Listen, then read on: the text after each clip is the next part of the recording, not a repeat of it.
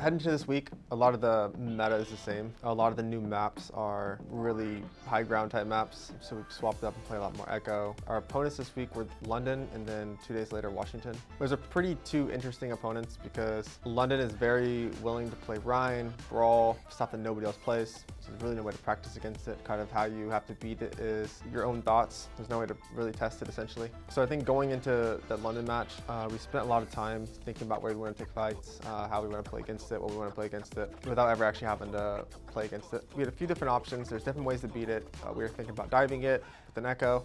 That's always an option. Diving it with the Hanzo, Sombra, whatever. Diving it either way. Our other option was going to be mirror. You can always mirror at the end of the day if you really want to. And we could mirror with Sim because we thought they might play Cassidy. So we'd have like a better version of the mirror. The other option would be to play a Ram comp, which we end up playing Ram. And then you have options within that. You can play Sombra, Hanzo, Sojourn, so on. Or you can play the more Reaper stuff too. So we kind of settled on keeping our normal stuff. And I think it worked generally well. I think they also just got, the kind of thing that just boosted the roster up as well in this mid-season. The match was a 3-0, but you know, they kind of had like a little fight in them. It wasn't like a complete beatdown or anything. They won the first round of Koth on Uni, which is obviously a really good Rhine map. Unclear if that's going to get much value here, but the sound barrier's going to be big. Admiral's hacked, he's still able to part with it though. Barrier for the Spitfire. Donghack goes down, tries to make the play with that annihilation, but it blows up in his face. Stalker can't get away, it's Sparker fighting two already, and Lip has to pull the plug. London are back in control, and their sights are squarely set on a first round win here. I think we probably should have won that, but they played well. So I think we kind of had a little disconnect because we weren't really used to teams playing so slow. Like they played to like essentially let you throw. Like they really kind of just, they pretty much plop down on the rush comp and just hold some space, poke you down, and essentially hope you throw. That's kind of like how they play a lot of times. So maps 2 and 3 were just, honestly, generally speaking, I think it's just kind of hard to favor our comps. Pretty hard to make Rhine work there. And some more of the Brawl comps that they like to play. And then Root, I mean, it's just a dive mirror, so obviously we're very comfortable in that. I think they took the mirror there. I don't think there's like much other option there really for what to play. Feels like you're kind of forced to play Monkey there. If you don't play Monkey, you probably just instantly lose. What's up with the heals? Stands his ground, builds some extra ult charge, you'd love to see that. Admiral and flying. Fell. What is this hero? He's Farah. He turned into Farah. That was a crazy echo copy there from Admiral. That was actually a nasty jungle. Like, what do you do, bro? All right. Atlanta aren't slowing down at all. They want to win this whole dang season. Yeah, they won mid-season madness, but it looks like that's completely behind them. They're on to the future. They're going to take everything here. There is going to be, okay, I was wrong. The retake did come in, but I just don't think it's going to work.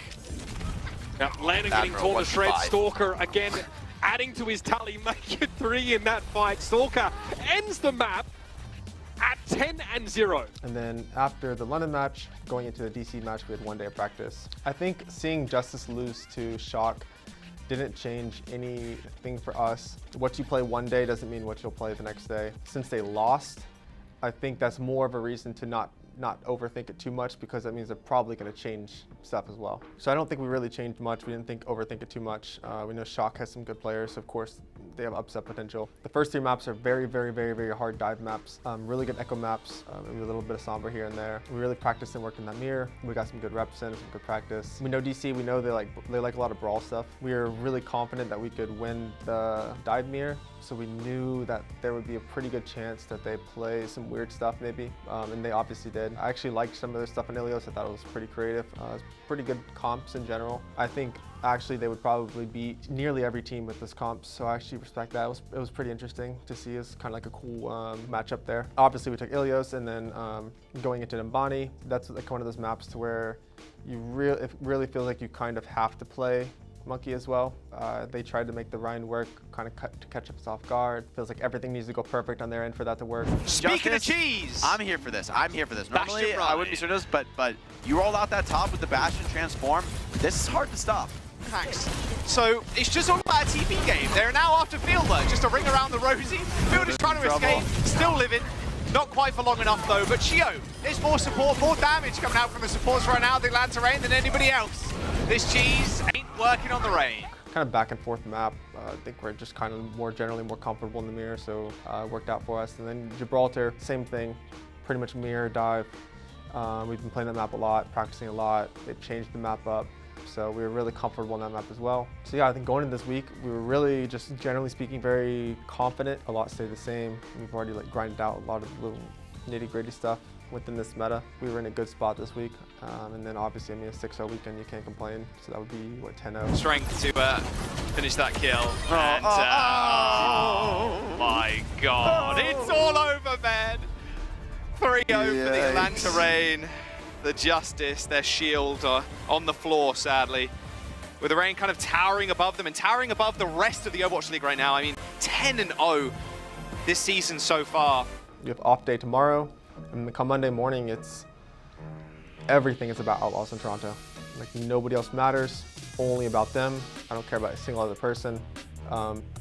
Everything we do, practice, everything. It's about them and how to beat them. I really do think that if we hyper-focus on our opponent in front of us, that we're, generally speaking, have a very high chance of winning. Going into, I'm more excited than nervous or anything. Outlaws is always a good match, and we have not played Toronto yet this season. So both should be fun matches, both should be entertaining. They both have great players on them. We will not be taking either one lightly. I think at the end of the day, it's kind of proven that we kind of have their number, right? Like, this is probably their best meta, and they've already lost us 3 times. I think at what face value makes us stronger, I mean, at just like baseline end of the day, it's just a stronger roster that plays to win. They don't care about they're not sitting there worried about their individual performances. They're not worried about looking good. They're not worried about making flashy plays to get a highlight clip so they can get followers and shit. They are just playing to win at all times, no matter what. Every scrim, every day, every match. That's why we'll end up beating the 2 of them this week. 10 wins, 0 losses. How confident are you that the Atlanta Reign could, sort of take this all the way and go undefeated for the whole season? 두 번째 질문으로는 오늘 승리로 이제 아틀란타 팀이 10연승으로 이제 10번 이기고 지금 한 번도 지지 않으셨는데 이렇게 지금 계속 쭉 무패로 시즌을 끝낼 수 있을 거라고 자신하시나요? 그나마 휴스턴인 것 같은데 질 것 같다는 생각은 안 드네요. 네, 알겠습니다. All right, definitely. I mean, I'm 100% sure that we could go undefeated throughout the whole season. If I have to maybe choose a team that there might be a chance of us losing, I would pick Houston, but I think that's highly unlikely because we are going to go undefeated. I love all your answers. Thank you so much again, Stalker, for the interview, and again, big congratulations on getting the win. 자, 이걸로 인터뷰 마치도록 하겠습니다. 감사합니다. 감사합니다.